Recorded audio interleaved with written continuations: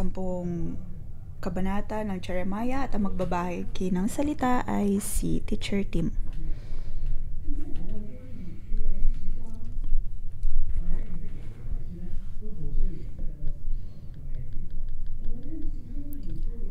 Sa ating pagbabasa ng libro ng Jeremiah, maiging maunawaan po natin ang background nito. Sa pagbabasa natin ng libro ng Jeremiah, dapat po tayong lumakad sa kasaysayan at background ng kanyang panahon at maunawaan kung bakit ganito ang naging mga propesiya ni Jeremiah.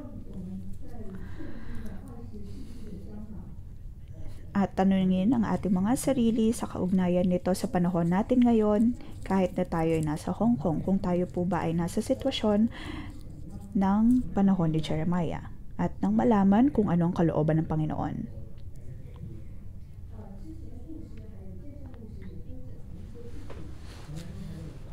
Naibahagi ni Pastor Joshua at Pastor Jason ang ilang parte ng kasaysayan noong panahon ni Jeremiah. At nais ko ring ibahagi ang ilang mga background, lalong-lalo na may kinalaman sa kabanatang ito. Si Jeremiah ang propeta ng ang bayan ng Israel ay pawasak na. Siya ay naglingkod sa 5 hari ng Israel. Noong panahon sa Middle East ay maayos ang pagkakahati-hati ng kapangyarihan sa iba't ibang mga bansa. Ngunit naroon ang Assyria ay higit pa sa kapangyarihan ng Egypt at Babylon. Ngunit sa panahon ni Jeremiah ay nagkaroon ng pagkakaiba. Assyria ay naroon na ang Assyria ay naungusan ng Egypt at Babylon, kung kaya naman sila na ang higit na naghaharing mga kaharian noon.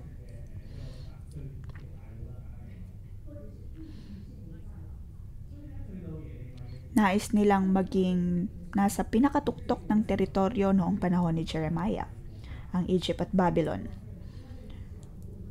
Ang Israel at ang iba pang maliliit na mga bansa ang tinitignang bayan ng mga bansang ito upang lipulin.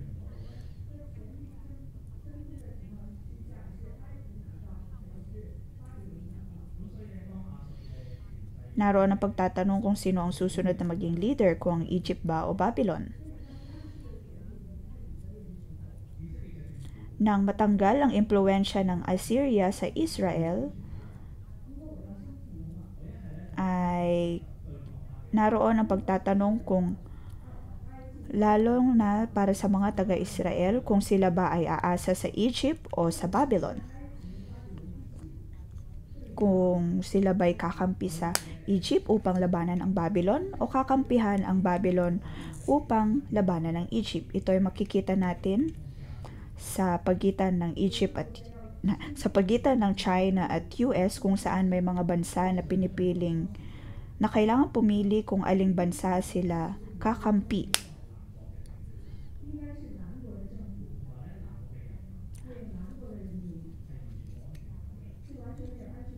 Dito makikita natin na ang mga bansa sa katimugan ay walang seguridad dahil hindi nila alam kung kaninong panig sila kakampi.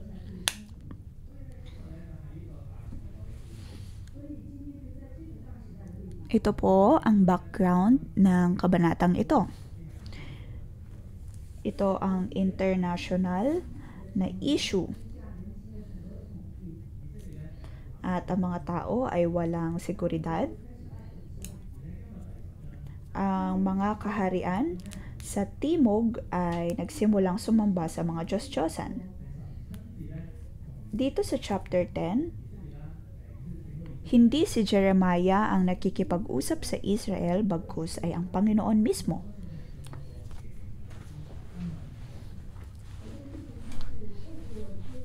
Naniniwala ako na ang Panginoon ay nagpahayag sa Judah sa pamamagitan ni Jeremiah. At ang chapter 8 to 10 ay isang unit at may isang tema.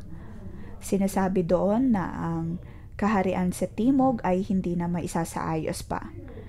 At ang kabanatang babasahin natin ngayon ay ang pinakapinal o konklusyon kung paanong hindi na maiaayos pa ang kaharian ng Juda. Makikita natin dito ang hatol ng Diyos para sa Juda. Ngunit naroon na si Jeremiah ay nagdadala pa rin ng pag-asa sa kabila ng mga hatol na ito. Sa chapter 10 ay mababasa pa natin ang ilan pang hatol para sa Juda. Ngunit kung babasahin natin mabuti ay makakakitaan pa rin po natin ito ng pag-asa.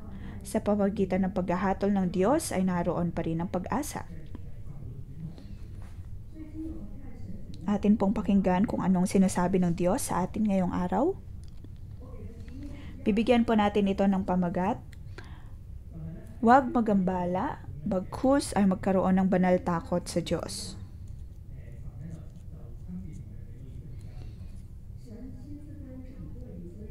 Ang Diyos ay nangungusap sa buong sambahayan ng Israel. Sa verse 1 and 2, mga anak ni Israel, pakinggan ninyo ang ipinapasabi ni Yahweh. Ang sabi niya, huwag ninyong tutularan ang ginagawa ng ibang mga bansa o mabahala sa nakikitang mga tanda sa kalangitan na labis nilang kinatatakutan.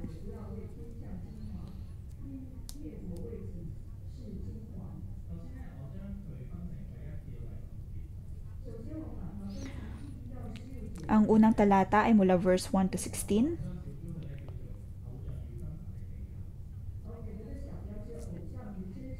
Ang pamagat po nito, maaari po natin itong lagyan ng subtitle, ang pagkakaiba ng totoong Diyos at ng mga Diyos-Diyosan.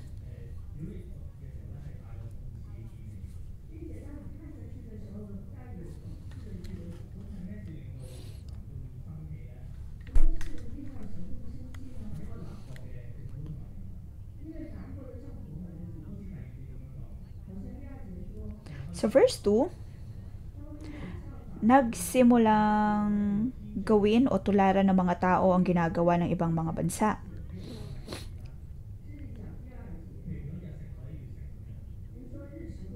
Na ang mga hentil ay tumitingin sa kung anong nasa kalangitan tulad ng buwan, mga bituin at araw, at ito ang nagiging batayan nila kung mayroong sakunang paparating.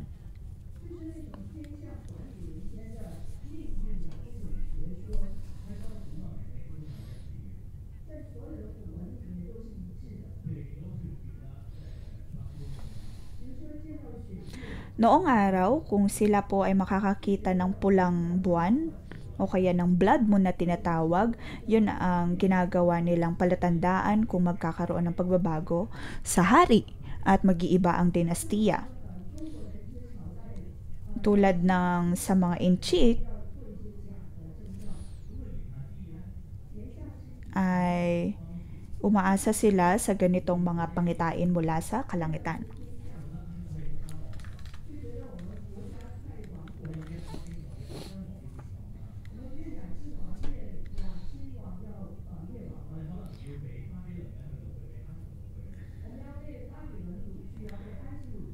At ganun din noong araw sa mga taga-Israel.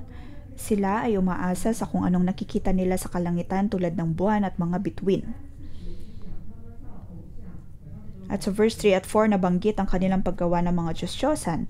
Verse 3, ang dinodiyos nila ay hindi maasahan, isang punong kahoy na pinutol sa gubat, inanyuan ng mga dalubhasang kamay.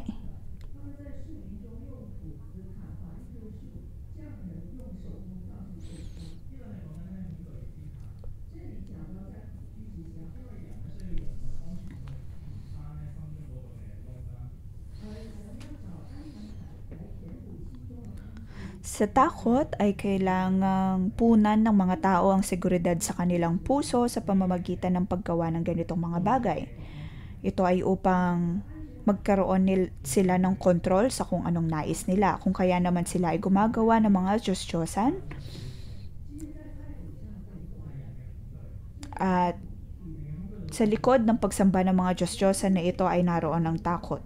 Kung mayroon po tayong takot ay wala po tayong seguridad. Kung kaya naman naghahanap tayo ng pekeng uri ng seguridad. Sa verse 2, sinasabi ng Diyos na ito ang ginagawa ng ibang mga bansa. Gawain ng ibang mga bansa o gawain ng mga hentil. Para sa mga taga-Babylon at para sa taga-Egypt, ganito ang kanilang paraan ng paghahanap ng seguridad, ngunit ang Israel ay hindi na dapat tularan ito. Makikita natin dito ang pagkakaiba ng totoong Diyos sa mga Diyos-Diyosan. Sa verse 3-6, nabanggit dito na mga Diyos-Diyosan ay walang kapangyarihan. Verse 5, hindi nakakapagsalita, hindi nakakalakad sapagkat pinapasan pa sila.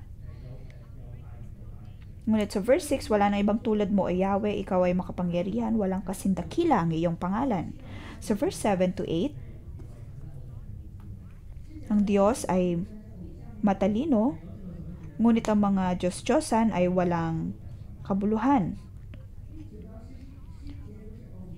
Sa verse 9, nabanggit doon ng mga Diyos-Diyosan ay likha ng tao, ngunit ang totoong Diyos ang siyang may likha ng lahat ng tao. Ito po ang tatlong pagkakaiba ng Diyos-Diyosan at ng totoong Diyos. Ito ang nagsasabi na ang Diyos lamang na buhay ang siyang tunay na Diyos.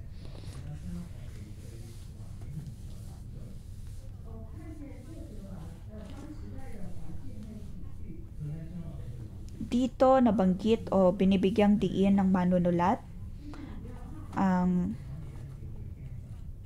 pagkakaroon ng banal na takot sa Diyos, na hindi dapat katakutan ang sitwasyon na naroon tayo bagkus ay magkaroon ng banal na takot sa Diyos. Sa verse 7, sino ang hindi matatakot sa iyo, ikaw na hari ng lahat ng bansa? Karapat dapat lamang na ikaw ay katakutan. Ang takot na nabanggit sa verse 7 at sa verse 2,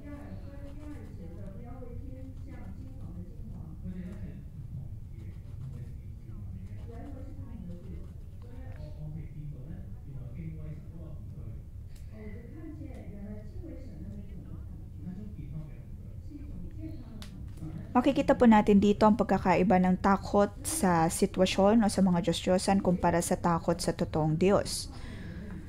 Ang takot ay natural lamang na parte ng ating buhay.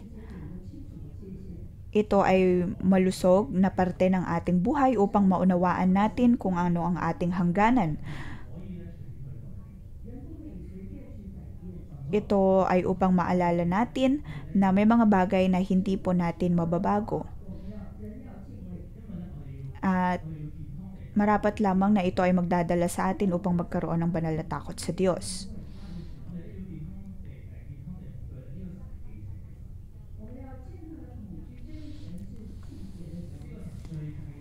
Kailangan po nating katakutan o kaya ay magkaroon ng banal na takot sa Diyos dahil hindi niya ay kinakatuwa ang ating pagsamba sa mga Diyos-Diyosan.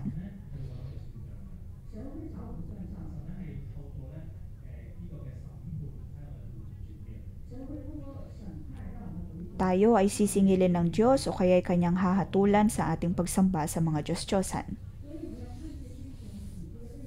Sa likod ng takot na ito na dinadala ng Panginoon ay pag-ibig. Sa verse 7, karapat dapat lamang na ikaw ay katakutan.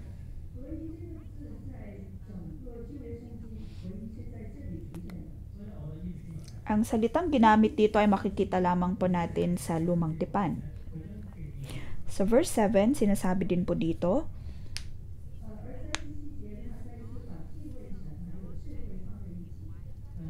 na ang pagkakaroon ng banal na takot sa Diyos ay parte ng pagiging matalino.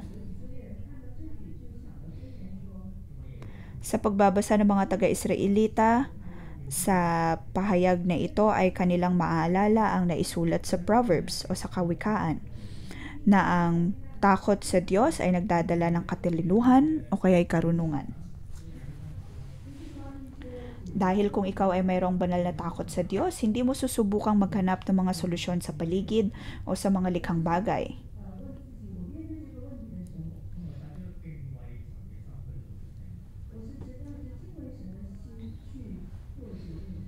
Sa tuwing tayo po ay nakakaharap ng mga sitwasyon sa ating buhay, atin pong isipin kung tayo ba ay gumagawa ng desisyon ayon sa banal na takot na mayroon tayo sa Diyos. Sa verse 1 to 6, mapapansin po natin dito na ang desisyon ng mga Israelita ay dahil sa takot na mayroon sila. Kilala nila ang buhay na Diyos, ngunit ang kanilang pagtatanong ay kung sila ba ay papanig sa Egypt o sa Babylon. Ang mga desisyon na mayroon sila ay ayon sa takot na mayroon sila.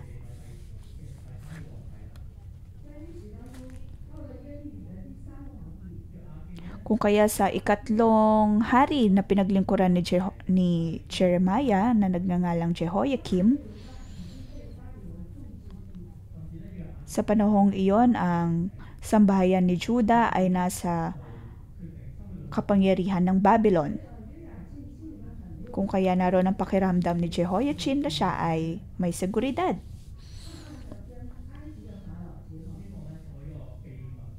Ngunit siya ay nagkaroon ng sikretong pag-alyansa sa Ehipsyo dahil nais niyang lampasan ang Babylon o kaya talunin ang Babylon.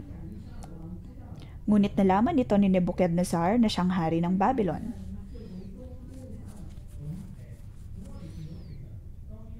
At iyon ang panahon din ng nilipol ng Babylon ang Israel.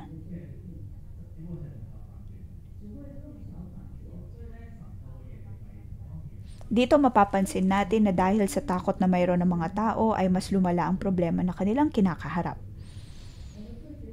Sinasabi ng Panginoon dito na huwag tayong gumawa ng desisyon batay sa takot na mayroon tayo. Huwag po tayong maghanap ng peke o kaya di tunay na seguridad. Una ay dapat po nating tanungin ng Diyos o kaya iayon sa Kanya ang mga desisyon na mayroon tayo.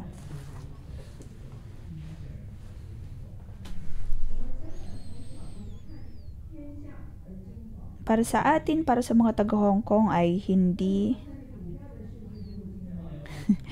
po tayo naaapektuhan ng kung anong nakikita natin sa kalangitan. Ngunit umaasa tayo sa stock market o kaya sa mga panibagong mga senyales o signos nakikita natin sa paligid. Tulad ng stock market, property market, o kaya napapansin natin na ang mundo ay napakagulo. Mayroong gyera sa Middle East, sa Europe, at may eleksyong nagaganap sa US. Maaring sa iyong kumpanya, sa iyong mga tahanan ay may mga pagbabago din.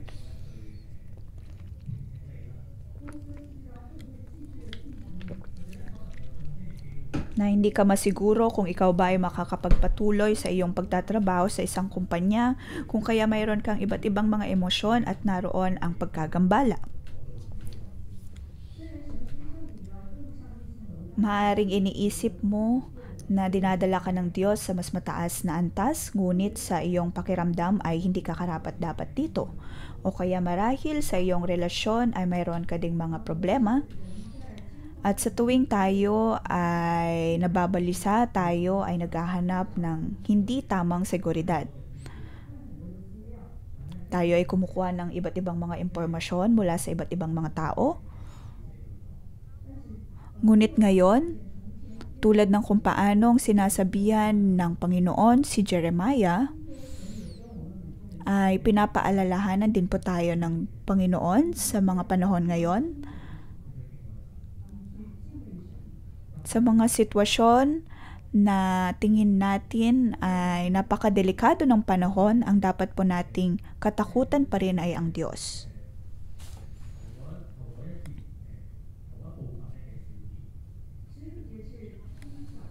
So verse 16, ito po ang pinal na parte ng unang talata.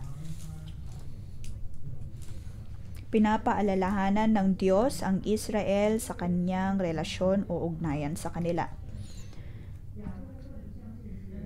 Hindi ganito ang Diyos ni Jacob, siya ang may likha ng lahat ng bagay at pinili niya ang Israel upang maging kanyang bayan.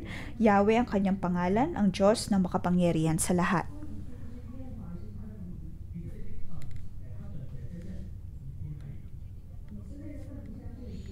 Hindi ganito ang Diyos ni Jacob.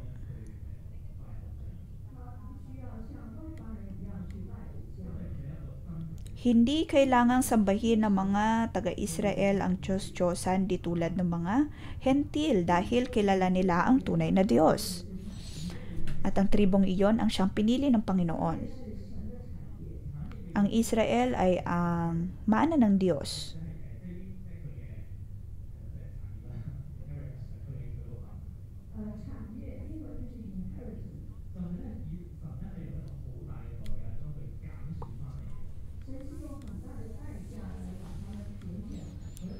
Ang Diyos ay nagkaroon ng sakripisyo upang piliin ang Israel.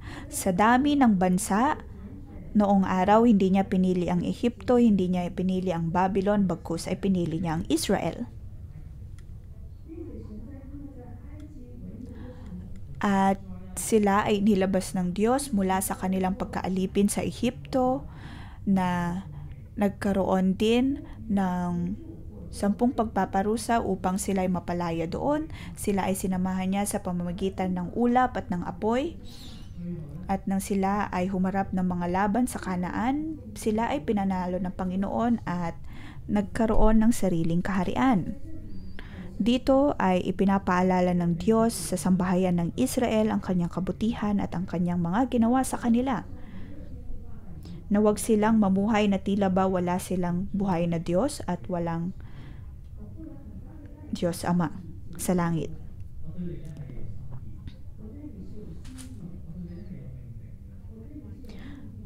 Mayroon akong plano para sa iyo, mayroon akong kalooban para sa iyo, at sa tuwing ikaw ay nakakaharap ng mga takot dahil sa mga sitwasyong mayroon ka, ako ang nangangalaga sa iyo. Ako ang pumoprotekta sa iyo. Ito ang sinasabi ng Panginoon. Ang mga hari ng Juda ay hindi na dapat magambala kung sila ba ay papanig sa Babylon o sa Ehipto. Kayo ang aking mana, ako ang titingin at poprotekta sa iyo. Ito ang sinasabi ng Diyos. Sa parehong paraan, sa tuwing tayo po ay nakakaharap ng mga problema at gagawa ng mga desisyon, sinasabi ng Diyos sa atin na tayo ay parte ng mana ng Panginoon.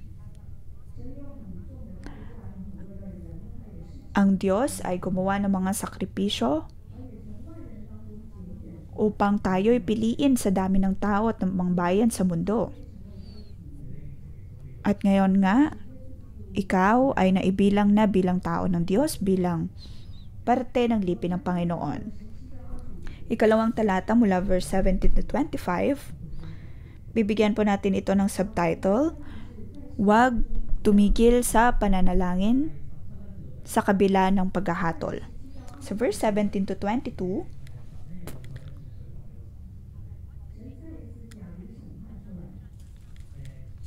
minsan pa ay nagkaroon ng paghahatol ang Diyos para sa Israel. So verse 21 at 22, ang aming mga pinuno'y pawang mga hangal, hindi sila sumangguni kay Yahweh, kaya hindi sila naging matagumpay at ang mga tao ay nagsipangalat.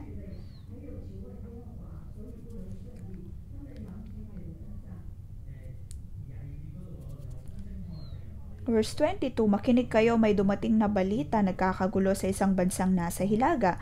Ang kanilang hukbo ang pupuksa sa mga lungsod ng Juda at ito ay magiging disyerto, tahanan ng mga asong gubat.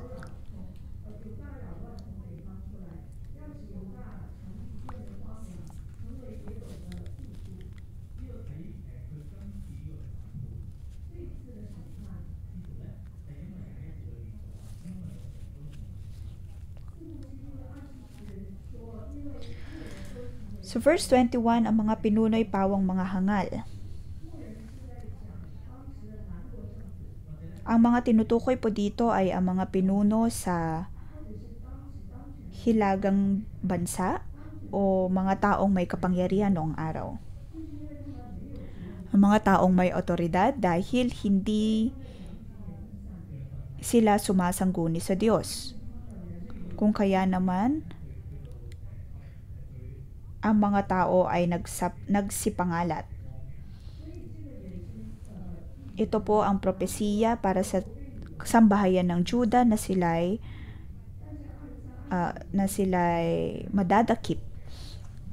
verse 23 to 25.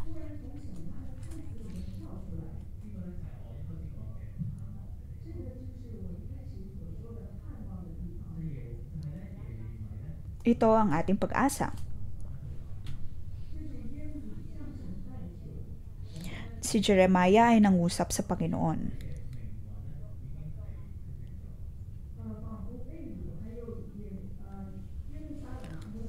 Dito ay napansin ni Jeremiah na ang Judah ay madadakip at magdurusa.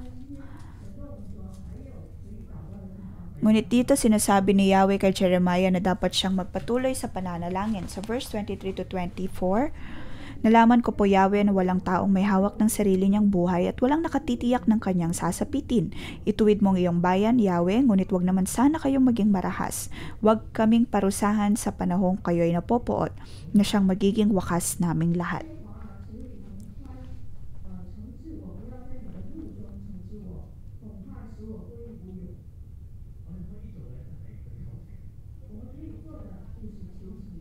Maaari lamang po tayo makipag-usap o mangusap sa Panginoon.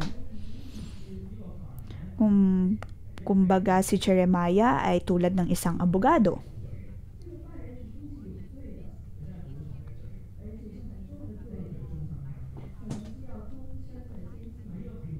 Narito ang kanilang hatol. Natanggap na ng Judah ang hatol mula sa Panginoon, ngunit si Jeremiah ay tumitindig bilang tagapamagitan o kaya tulad ng isang abogado.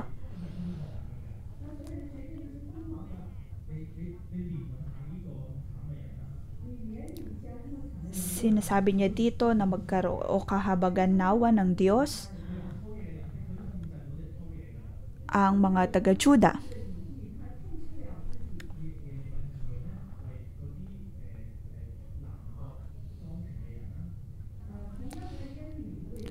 Si Jeremiah ay nangungusap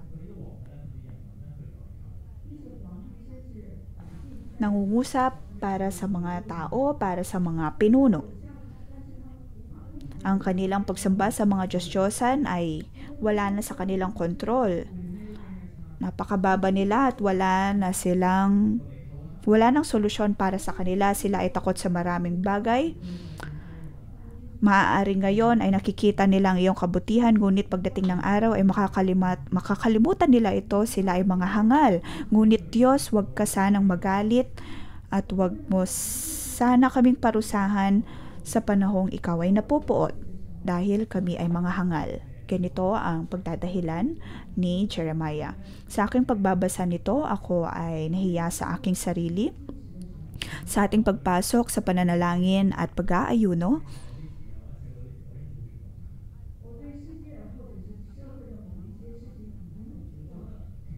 ako ay nawawala na ng pag-asa pagdating sa nangyayari sa mundo at sa kung anong nakikita ko sa paligid.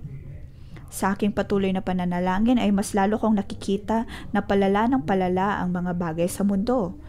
Lalo na makita ko ang digmaan sa pagitan ng Russia at Ukraine, ng Israel sa Middle East, at hindi po natin alam kung kailan ito matatapos. Kaya ako'y napapaisip, paano ako mananalangin? Paulit-ulit na lamang ang aking panalangin. Ako ay nawawala ng pag-asa at ng kalakasan. Ngunit di tulad ni Jeremiah, si Jeremiah ay kailanman hindi sumuko. Kahit na sa ganong desperadong sitwasyon na mayroon sila, siya ay nasa napakababang sitwasyon, ngunit siya ay patuloy nangungusap sa Diyos para sa kanyang habag at biyaya.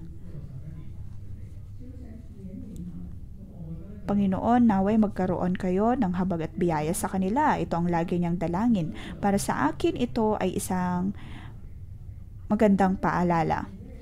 Sa atin ngayon, nasa ikalawang araw na po tayo ng pananalangin at pag-aayuno. Ito po ay isang malaking pagpapaalala sa atin.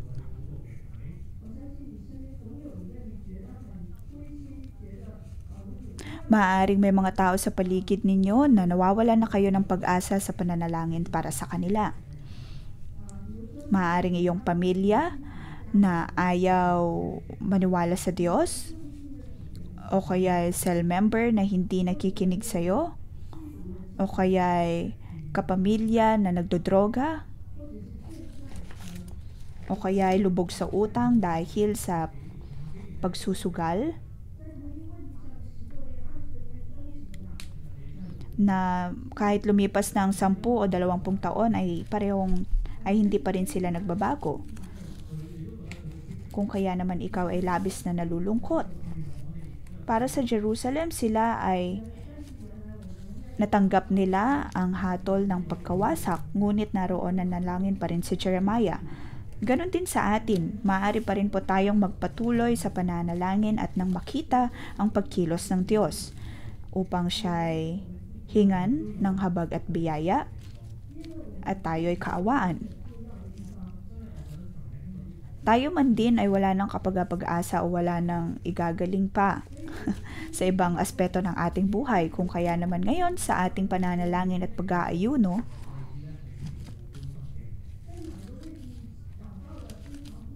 kahit anumang bagay na tayo ay hindi natutuwa o kaya ay nagdadala ng pagkabilas sa atin, tayo po ang titindig bilang Jeremiah. Minsan pa ay dumulog tayo sa Diyos at mangusap sa Kanya. Mayroon pa rin po tayong kapangyarihan upang manalangin. Ito ang pag-asa sa kabila ng hatol, ng paghahatol. Naway magpatuloy tayo sa pananalangin ng may pag-asa.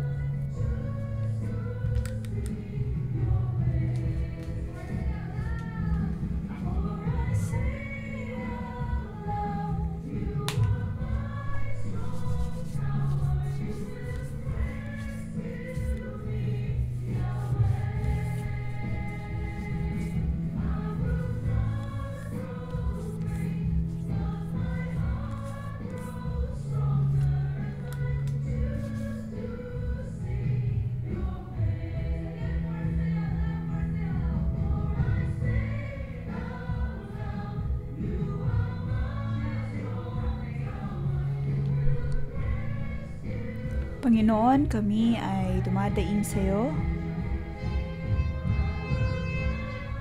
Ikaw ay kasama namin, O Diyos.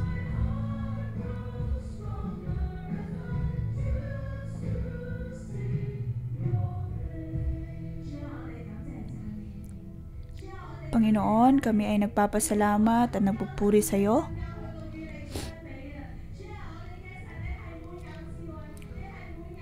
Ikaw ay puno ng kapangyarihan at walang kang katulad. Ikaw ang tunay at totoong Diyos. Tayo po ay magpasalamat sa Diyos.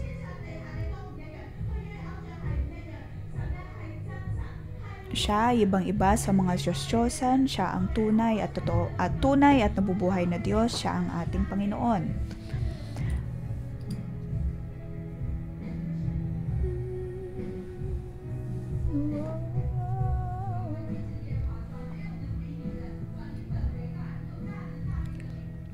Panginoon, wala kaming maibabaling sa iyo. Ikaw ang Diyos na makapangyarihan. Ikaw ang Diyos na matapat. Maraming salamat, O Diyos, sa iyong paghahari sa buong mundo. Ikaw ang Diyos na aming minamahal. Panginoon, pinapasalamatan ka namin at pinapupurihan. Ikaw ang Diyos ng langit at ng lupa. Ikaw ang nagtatatag ng karunungan sa buong mundo at walang maihahalin tulad sa iyo. Walang maihahalin tulad sa iyo.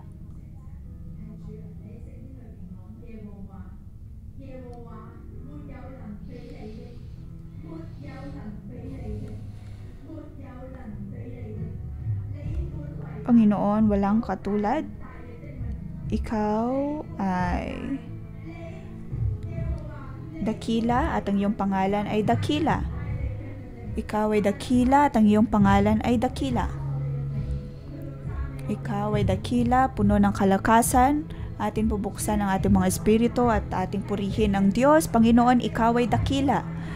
Ngayon, kahapon at magpakailan na naman, ikaw ay dakila. Ikaw ang siyang naghahari maging sa buong kasaysayan.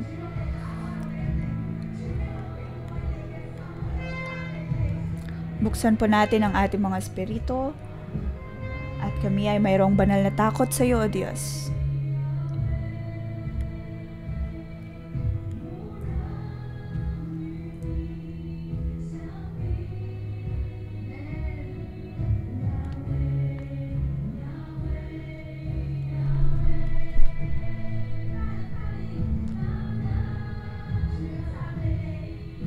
Panginoon, pinupuri ka namin.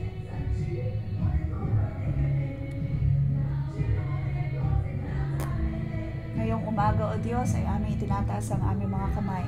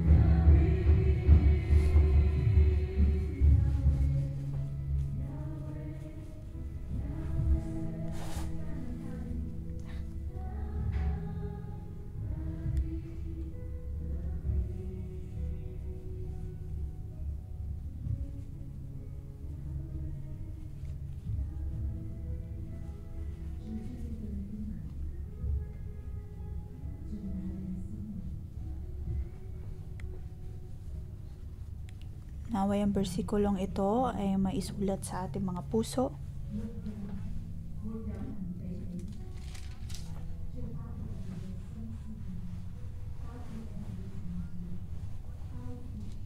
Wala nang ibang katulad mo, O Yahweh. Ikaw ay makapangyarihan, walang kasindakila ang iyong pangalan.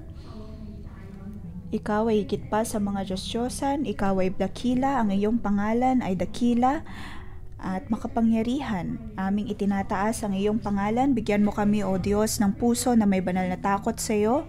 Bigyan mo kami ng puso na may banal na takot sa iyo. Ikaw ang sentro ng aming mga buhay. Ikaw ang sentro ng aming mga buhay. Pinupuri ka namin at itinataas sa aming buhay. Sa kabanatang ito, Panginoon, sinasabi mo sa amin na ang mga Diyos-Diyosan ay hindi makapagsalita, hindi makapaglakad sa kanilang sariling mga paa na kailangan silang pasanin. Na hindi dapat kami matakot sa kanila sapagkat hindi sila makakagawa ng masama at wala ring magagawang mabuti. Panginoon, ngayong araw, bawat isa sa amin ay kailangan gumawa ng desisyon. Ang bawat isa ay kailangan gumawa ng desisyon na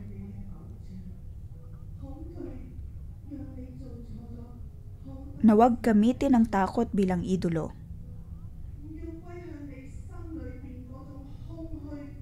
Na dahil sa takot na ito ay gumagawa kami ng mga bagay na magdadala ng sakit sa Panginoon. Ngayong araw ay nais ng Diyos na piliin mo siya bilang iyong seguridad at huwag aasa sa hindi tunay na seguridad sa paligid at maging sa mga Diyos-Diyosan.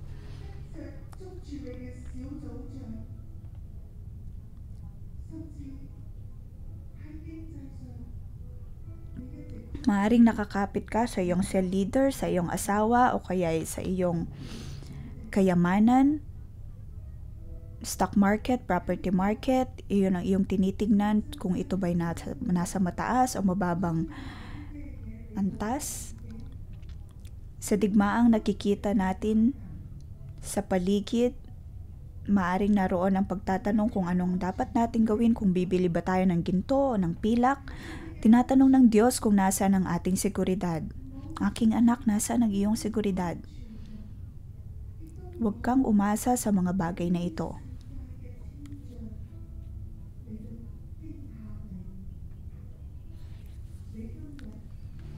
Huwag mababalisa dahil sa kung anong nakikita mo sa kalingatan.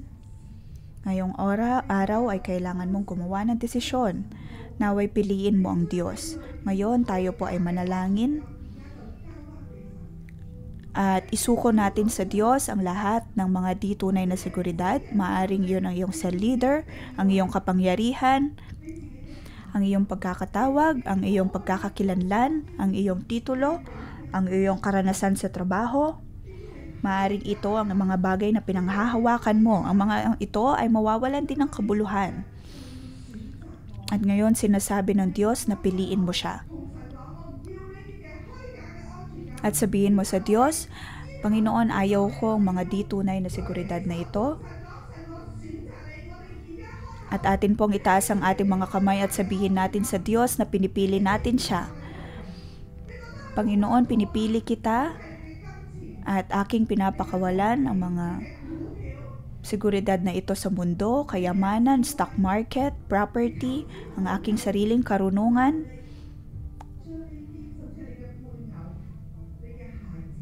asawa, mga anak.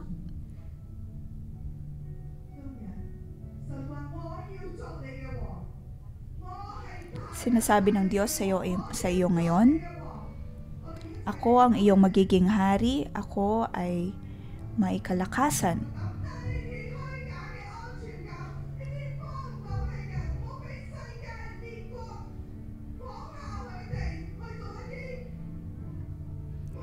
Huwag tularan ang gawain ng mga hentil.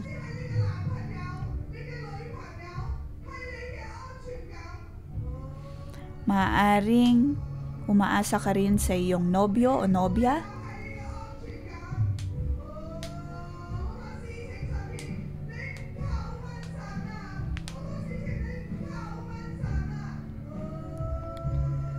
At sa maraming parte ng iyong buhay ay hindi ka dumudulog sa Diyos pagdating sa iyong mga desisyon. Panginoon, kami nagpapasalamat sa iyo. Ngayon ay maaari kaming pumili at aming itinataas ang aming mga kamay at sinasabi na pinipili ka namin o Diyos. Pinipili naming umasa sa iyo, Panginoon. Ikaw ang aming hari, ikaw ang aming seguridad. At hindi kami tutulad sa gawain ng mga hentil, ikaw ang aming hari.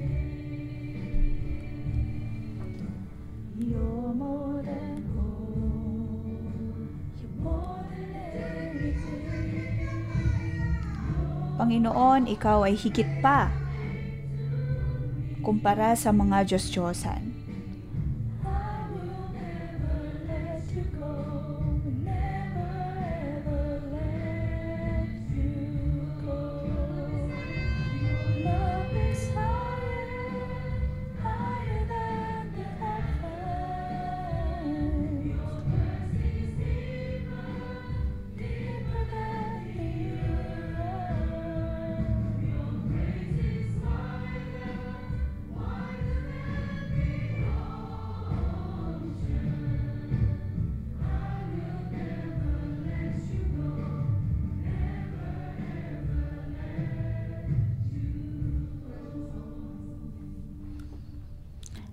Atin pong ilagay ang ating kamay sa ating dibdib.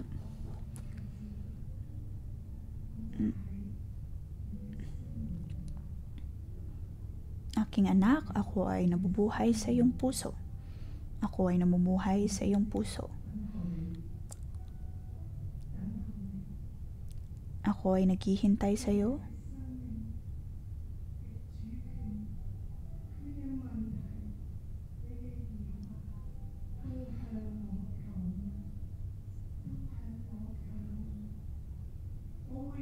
Naway sumangguni ka sa akin sa iyong pagdedesisyon at gamit ang aking boses, ang aking pangungusap, ako ay tutugon sa iyo sa kahit anumang sitwasyon na mayroon ka. Magtiwala ka sa akin.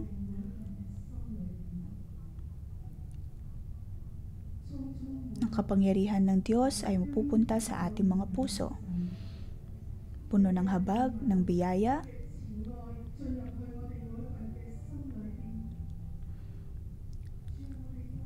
ang iyong kabutihan ay nasa aming mga puso. Panginoon, maraming salamat. Banal na Espiritu, naway punuin mo ang aming puso na hindi maipagpalagay.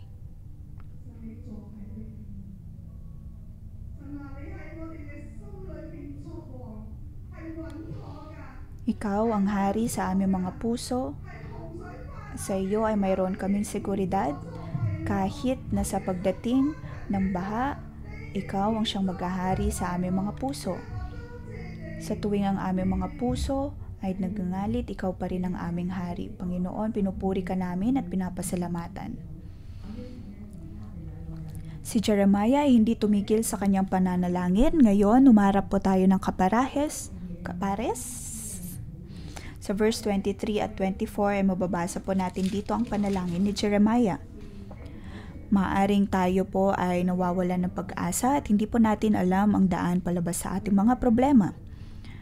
Maaring ang ating mga kapamilya ay hindi pa naniniwala sa Panginoon. Maaari po natin silang ipanalangin o kaya ay ipanalangin ang mga sitwasyon na nawalan na tayo ng pag-asa. Gamitin po natin ang verse 23 and 24 upang ipanalangin po ito.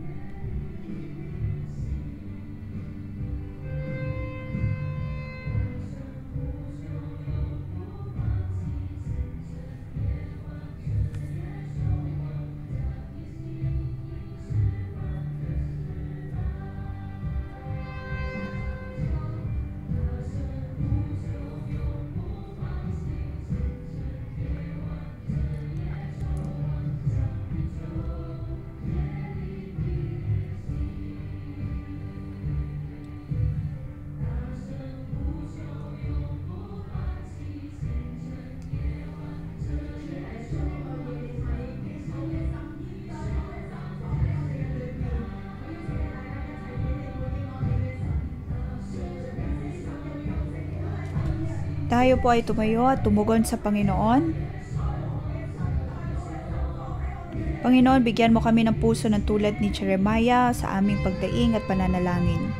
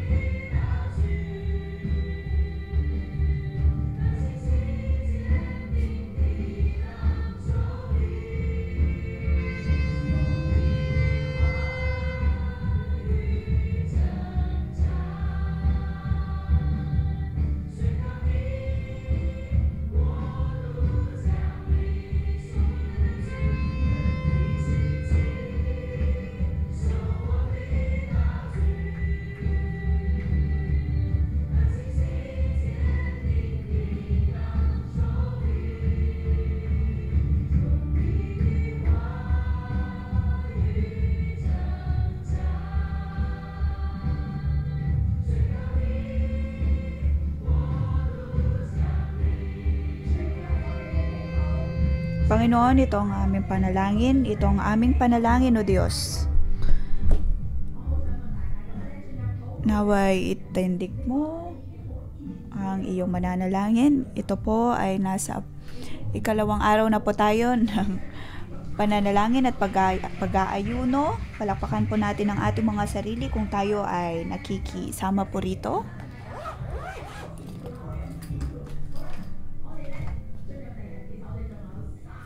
Ito po ang ating ikalawang araw at mayroon pa po tayong 38 araw na natitira. Ilagay po natin ang ating kamay sa ating mga puso. Si Jeremiah, hindi lamang po siya nanalangin para sa kanyang sarili, bagkus ay nanalangin para sa ibang bansa, sa kanyang mga kababayan. Naway bigyan tayo ng Diyos ng ganitong puso. Naway magkaroon din tayo ng pusong may banal na takot sa Diyos.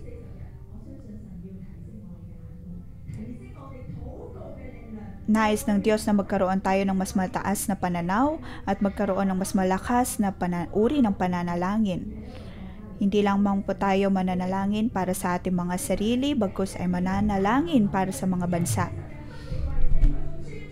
40 taon.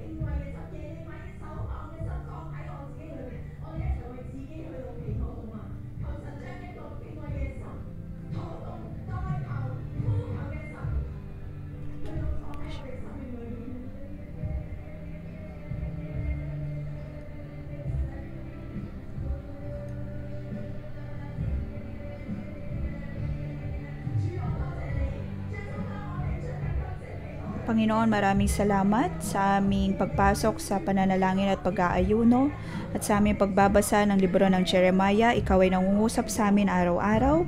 Sinasabi mo sa amin, O Diyos,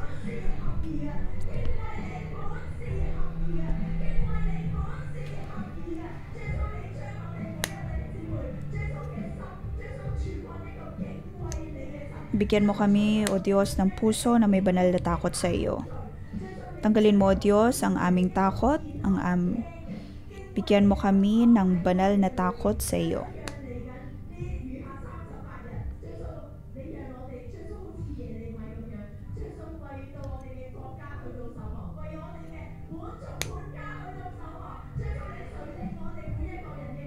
Panginoon, naway pakinggan mo ang aming mga panalangin sa ngalan ni Jesus. Ay aking pinagpapalang bawat isang, bawat kapatiran, bawat coworker, Bible school student na sa 40 araw na ito ng pananalangin at pag-aayuno. Bigyan mo kami, O Diyos, ng pananabik sa iyo at ng pusong mananalangin at dudulog sa iyo. Hindi kami magiging tulad ng dati. Kami ay nananabik sa iyo at na makita ang iyong revival. Sa ngalan ni Jesus, Amen. Dito po nagtatapos ang ating pang-umagang debosyon. Magandang umaga.